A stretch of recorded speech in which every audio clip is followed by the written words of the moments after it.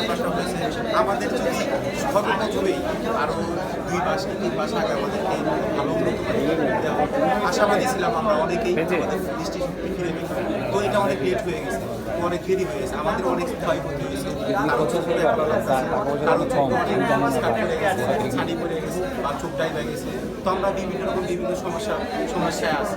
তো এটা সিঙ্গাপুর থেকে যে ডাক্তার আসছে তাদের মানে কথা এই হসপিটালের ডাক্তাররা যে কথাই বলে তারা একই কথা বলে, তাদের সাথে আর এই বাংলাদেশের ডাক্তারের সাথে কোনো তারতম্য নেই, সব একই রকম। তো এটা তো আমরা চাইনি, আমরা সবসময় আশাবাদী ছিলাম আমাদের ট্রিটমেন্ট হবে, আমরা ভালো চিকিৎসা পাবো, এটাই এই বাংলাদেশ সরকারের কাছে আমরা আশাবাদী ছিলাম। আমরা কোনোটাই পাইনি। তো আমরা পরবর্তীতে আমরা এই সরকারকে আবারও মানে জোর করে বলতে চাই যে আমরা ট্রিটমেন্ট চাই। তো আমরা জানি যে আমাদের চোখের দৃষ্টি ফিরে পাবো না, কিন্তু আমরা তাও আশাবাদী। আমরা